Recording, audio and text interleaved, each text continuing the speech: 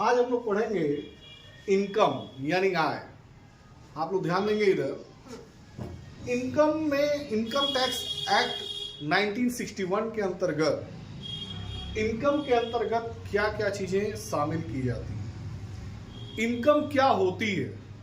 Generally हम लोग कहते हैं कि जो पैसा हम अर्न करते हैं वही इनकम है, ठीक है। लेकिन इनकम टैक्स एक्ट जो है वो बताता है कि इनकम में हम क्या क्या चीजें शामिल कर सकते हैं। तो जब आप इनकम की बात करते हैं तो पहली बात तो ध्यान देंगे कि इनकम को जो डिफाइन किया गया है वो सेक्शन 224 इनकम टैक्स की धारा 224 के अंतर्गत क्या किया गया है कि इनकम को डिफाइन किया गया है। इनकम में क्या क्या चीजें शामिल होती हैं, इसकी डेफिनेशन में यही बताया गया है कि क्या क्या चीजें इनकम में शामिल होंगी। तो देखिए, लाभ, किसी भी प्रकार का अगर आपको कोई लाभ हो रहा है तो वो क्या होगा, आपकी इनकम में शामिल होगा, ठीक है। आप कहीं से कोई लाभ पा रहे हैं, कहीं से कुछ लाभ आपको हो रहा है तो वो आपकी इनकम में क्या होगा, शामिल होगा। दूसरी चीज देखेंगे डिविडेंड। डिविडेंड क्या होता है कि कहीं आपने किसी कंपनी के शेयर्स ले लिए, ठीक है, तो जिस कंपनी के शेयर्स आप खरीदते हैं, जब उस कंपनी को लाभ होता है तो वो अपने शेयर्स पे क्या करती है, डिविडेंड डिक्लेयर करती है, जो आपके लिए इनकम है। क्या है? इनकम है। तो डिविडेंड अगर आपको प्राप्त हो रहा है किसी व्यक्ति को तो डिविडेंड भी क्या होगा, इनकम में शामिल किया जाएगा। इसी तरह कोई भी जो धन है, कोई भी इनकम जो बिजनेस और प्रोफेशन हेड के अंतर्गत टैक्सेबल है, any income which is taxable under in profit and gain from business and profession. कोई भी इनकम जो व्यापार और पेशे शीर्षक के अंतर्गत कर योग्य है उसको क्या किया जाएगा, उसको भी आय में शामिल किया जाएगा, ठीक है। चौथी चीज देखिए, कैपिटल गेन। क्या होता है कैपिटल गेन? कोई प्रॉपर्टी आपने बेच दी, ठीक है, और उस पर जो आपको प्रॉफिट होता है, मान लीजिए कि कोई जमीन है या कोई बिल्डिंग है 10 लाख की थी, आपने उसको बेच दी 15 लाख में, 5 लाख रुपए आपने जो गेन कमाया वो कैपिटल गेन है। कौन सा गेन है? कैपिटल गेन है। तो वो जो 5 लाख रुपए वो भी आपकी इनकम में शामिल किया जाएगा। क्लियर? फिर लिखा है कि अगर आप कोई लॉटरी, पहेली, घुड़दौड़ इत्यादि से जीतते हैं, any income winning from lottery, horse race, puzzles, ठीक है, कार्ड्स यानी कि ताश से कोई इनकम जीत रहे हैं, बेटिंग से कोई जीत रहे हैं, कोई भी इनकम, ठीक है, अगर आप जो है जीत रहे हैं, कुछ पा रहे हैं, तो वो आपकी क्या होगी, इनकम टैक्स एक्ट के अंतर्गत इनकम में शामिल की जाएगी। फिर जो है शुरू होता है कंपनसेशन। 6वें नंबर पर देखिए कंपनसेशन। कंपनसेशन क्या है?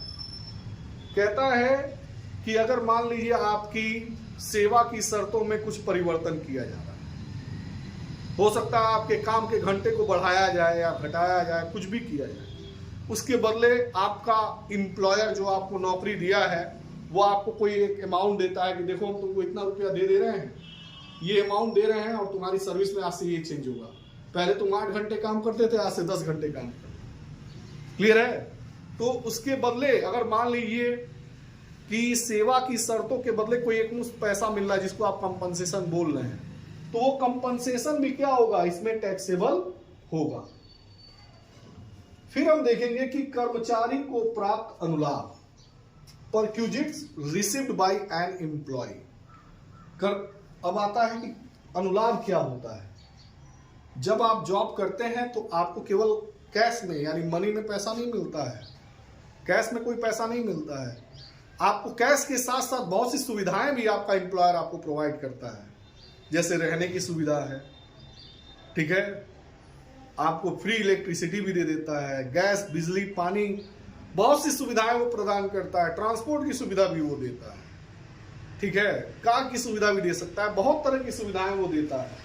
तो कहता है कि अगर आपको कोई सुविधा प्राप्त हो रही, अनुलाभ प्राप्त हो रहा है, ठीक है, तो वो भी आपका क्या होगा, इनकम में शामिल किया जाएगा।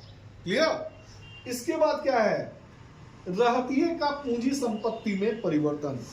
अगर आप अपने स्टॉक को कैपिटल एसेट्स के रूप में कन्वर्ट करते हैं, तो उससे भी जो लाभ होगा, उसके कारण आपको जो प्रॉफिट होगा वो भी इनकम में शामिल किया जाएगा। अगर हम देखें कि इनकम टैक्स एक्ट की जो इनकम की डेफिनेशन है उसमें बताया गया, बहुत सी चीजें बताई गई हैं कि क्या क्या चीजें शामिल की जाएंगी। मैं कुछ चीजों को बस यहाँ पर लिखा हूं, कुछ चीजों को हम लोग डिस्कस कर रहे हैं, ठीक है। बाकी जैसे जैसे चैप्टर आगे बढ़ेगा हम सभी चीजों को क्या करेंगे, इसमें शामिल करेंगे। तो एक बार फिर से रिपीट कर लें हम लोग कि जो इनकम होती है उसको डिफाइन किया गया है सेक्शन 224 में अंडर इनकम टैक्स एक्ट 1961 के अंतर्गत, ठीक है। और इसमें क्या क्या शामिल किया गया, लाभ। पहला क्या शामिल किया गया है, लाभ। किसी भी प्रकार का कोई लाभ आपको मिल रहा है वो इसमें शामिल किया जाएगा। दूसरा है लाभांश। फिर से मैं बता दूं, अगर आपने कहीं कोई किसी कंपनी के शेयर लिए हैं, उस शेयर्स पे जो आपको प्रॉफिट हो रहा है, जो भी आपको डिविडेंड दिया जा रहा है, आपने किसी कंपनी के शेयर लिए होंगे तो कंपनी जो है आपको क्या करती है, डिविडेंड देती है, ठीक है। तो वो लाभांश भी इनकम में शामिल किया जाएगा। बिजनेस एंड प्रोफेशन से कोई इनकम हो उसको भी आपके जो है इनकम में शामिल किया जाएगा। अगर आप कोई बिजनेस कर रहे हैं या कोई प्रोफेशन कर रहे हैं उसमें कोई आपको इनकम हो रही है। कैपिटल गेन है, वो भी आपकी इनकम है। कैपिटल गेन का मतलब क्या होता है, कोई प्रॉपर्टी आप बेच दी, अपनी कोई एसेट्स बेच दे रहे हैं, ठीक है, कैपिटल एसेट्स, उस पे जो प्रॉफिट हो रहा है उसको भी इसमें शामिल किया जाएगा। आपने कोई लॉटरी, पहेली, घुड़दौड़ इत्यादि से कोई पैसा कमाया है, कोई पैसा अर्न किया है, वो भी आपकी इनकम में होगा। Compensation due to change in term of services. आप कहीं जॉब कर रहे हैं, आपकी जॉब की कंडीशन टर्म्स में परिवर्तन हो रहा है, चेंजेस हो रहे हैं, उसके बदले आपको कोई एक पैसा मिल जा रहा है अमाउंट कंपनसेशन के रूप में, वो भी आपकी इनकम में क्या होगा, शामिल किया जाएगा। कर्मचारी को प्राप्त अनुलाभ। अनुलाभ का मतलब क्या होता है, परक्यूजिट्स का मतलब क्या होता है कि अगर आपको कोई आपका एम्प्लॉयर कुछ सुविधाएं दे रहा है, ठीक है, जिससे आपको लाभ होता है, जैसे रहने की सुविधा दे रहा है, खाने की सुविधा दे रहा है, आने जाने की सुविधा, ट्रांसपोर्टेशन की सुविधा दे रहा, वो सारी चीजें क्या होगी, इनकम टैक्स एक्ट के अंतर्गत इनकम में शामिल की जाएगी। आप अगर अपने स्टॉक को कैपिटल एसेट्स में कन्वर्ट कर रहे हैं, अगर आप अपने स्टॉक को कैपिटल एसेट्स में कन्वर्ट कर रहे हैं तो उसे भी क्या किया जाएगा, इसमें शामिल किया जाएगा, ठीक है। तो इसमें आपने, और इसके अलावा कोई केवल इतनी ही चीजें नहीं है इनकम में, बहुत से और भी पॉइंट हैं जिसको हम लोग आने वाले समय में सारी पॉइंट्स को क्या करेंगे, डिस्कस करेंगे। अभी शुरुआत में थोड़ी बेसिक चीजें हम लोग देख रहे हैं, ठीक है। तो ये आज आप लोग देख रहे हैं कि इनकम में क्या क्या चीजें शामिल की जाती हैं, इनकम टैक्स एक्ट के अंतर्गत इनकम में क्या क्या चीजें शामिल की जाती हैं, ठीक है, ओके, ठीक है। अब हम लोग पढ़ेंगे कि आय के संबंध में कौन कौन से रूल्स हैं, नियम हैं। देखिए, कहता है कि जो आय है इनकम टैक्स एक्ट के अंतर्गत, आय लीगल भी हो सकती है या इलीगल भी हो सकती है। आप किसी भी तरह पैसा जो अर्न कर रहे हैं, धन जो अर्न कर रहे हैं, चाहे वो लीगल तरीके से कर रहे हैं, कानूनी रूप से या गैर कानूनी रूप से। गैर कानूनी आप समझते हैं आप चोरी कर रहे हैं, आप कुछ भी कर रहे हैं, किसी भी तरह से आप जो है अगर पैसा कमा रहे हैं तो इनकम टैक्स एक्ट के अंतर्गत क्या होगा, टैक्सेबल होगा, कर योग्य होगा। क्लियर है ना। कोई भी पैसा चाहे वो लीगल तरीके से हो या इलीगल तरीके से हो। लीगल तरीका जो आप जानते हैं, आप बिजनेस कर रहे हैं, पैसा कमा रहे हैं, आप नौकरी कर रहे हैं, पैसा कमा रहे हैं, हाँ, कहीं से आपने कुछ ड्रग्स स्मगलिंग कर ली या कोई ऐसा तरीका जिस पर सरकार ने प्रतिबंध लगा रखा है, उस तरीके से भी आप पैसा कमा रहे हैं तो वो इलीगल है। क्लियर। दूसरी चीज क्या है, दूसरा पॉइंट है कि जो इनकम है वो आपकी रेगुलर भी हो सकती है, इरेगुलर भी हो सकती है, परमानेंट भी हो सकती है, टेम्परेरी भी हो सकती है। कोई जरूरी नहीं है कि आपकी इनकम जो होगी वो रेगुलर ही होगी, कभी कभी भी मिल सकती है, रेगुलर भी मिल सकती है, पर डे भी मिल सकती है, पर मंथ भी मिल सकती है, निश्चित भी हो सकती है, अनिश्चित भी हो सकती है। तीसरा क्या है कि it is not necessary that income should be in the form of money या income is not in the form of money. ये कोई जरूरी नहीं है कि इनकम जो होगी वो मनी के रूप में ही होगी। आपकी जो इनकम होती है आपको किसी फॉर्म में मिल सकती है। जैसे मान लीजिए आप कहीं जॉब कर रहे हैं तो आपका एम्प्लॉयर केवल आपको सैलरी नहीं देता है, सैलरी के साथ साथ केवल मॉनेटरी सैलरी नहीं देता है, बल्कि उसके साथ साथ बहुत सी सुविधाएं भी देता है। वो सुविधाएं, वो परक्यूजिट्स, लाभ भी आपकी इनकम में क्या किए जाते हैं, जोड़े जाते हैं। ये मैं पहले भी बताया था। फिर अगला पॉइंट कहता है कि सेविंग इज नॉट इनकम। बचत आय नहीं होती है। आपने पैसा कमाया, उसमें से कुछ पैसा बचा लिया। बहुत से बच्चे कंफ्यूज होते हैं, बहुत से लोगों को भी कंफ्यूजन है कि आपने जो बैंक में पैसा बचा के रखा है, क्या वो आपकी इनकम में शामिल होगा कि नहीं होगा। देखिए, बचत आपकी आय नहीं है। क्यों? क्योंकि जो पैसा आप कमाए रहते हैं वो आपकी इनकम है, और उसी में से आप थोड़ा पैसा बचा के रखते हैं, तो बचत आपकी आय नहीं है। क्लियर है? फिर क्या कह रहा है, आगे का पॉइंट देखेंगे।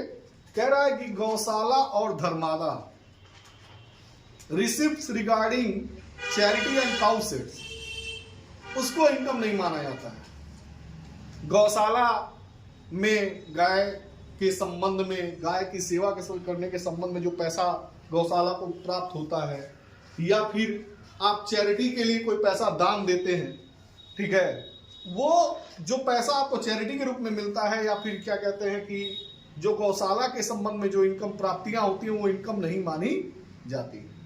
क्लियर है? साफ लिखा है, गौशाला एवं धर्मादा के संबंध में प्राप्तियां प्राप्तियां आय नहीं होती। इसको आय बोलेंगे, आय नहीं होती। क्लियर है? फिर देखिए आगे लिखा है कि खर्चों की क्षतिपूर्ति।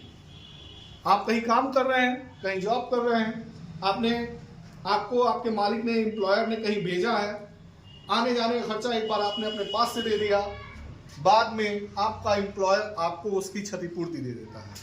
भैया ठीक है, आप हमसे ले लीजिए। तो क्या वो जो कंपनसेशन, खर्चे की क्षतिपूर्ति, ठीक है, अभी पहले आपने पढ़ा था कि जब सर्विस की टर्म चेंज हो जाता है वो कंपनसेशन, वो तो टैक्सेबल होगी, लेकिन खर्चे की क्षतिपूर्ति जो है इनकम नहीं मानी जाती है। Compensation of expenses is not income. तो ये रूल्स बहुत इंपॉर्टेंट हैं, आप इनको ध्यान में रखिए। एक बार रिपीट कर लेते हैं कि आय जो होगी, सेक्शन 224 में हमने ये पढ़ा था कि क्या क्या चीजें आय में शामिल होती हैं। अब हम ये पढ़ रहे हैं कि आय के संबंध में क्या क्या नियम है, कि आय कानूनी भी हो सकती है, गैर कानूनी भी हो सकती है, रेगुलर भी हो सकती है, इरेगुलर भी हो सकती है, आपको ये नियमित रूप से भी मिल सकती है, या कभी कभी भी मिल सकती है। और ये भी कोई जरूरी नहीं है कि ये मुद्रा के रूप में आपको मिले, मनी के रूप में आपको मिले, या आपको वस्तुओं के रूप में, सेवाओं के रूप में भी प्राप्त हो सकती है। फिर कहता है कि गौशाला एवं धर्मादा, यानी receipt regarding charity and cow sheds are not income. कहता है कि गौशाला और धर्मादा के संबंध में जो प्राप्तियां होंगी वो क्या होंगी, इनकम नहीं मानी जाती हैं। क्लियर? और कहता है कि खर्चों की क्षतिपूर्ति आय नहीं मानी जाती है। अगर मान लीजिए आपका एम्प्लॉयर आपको कहीं भेजा, आपने कुछ पैसे अपने आने जाने के अपने पास से खर्च कर दिए, बाद में आपका एम्प्लॉयर आपको वो पैसा लौटा रहा है, तो वो पैसा आपका इनकम नहीं माना जाएगा। तो ये थे आय के संबंध में कुछ इंपॉर्टेंट रूल्स। अब हम लोग अगले वीडियो में, अगले क्लासेस में जो है ये डिस्कस करेंगे कि कैजुअल इनकम क्या होती है। ठीक है? ओके।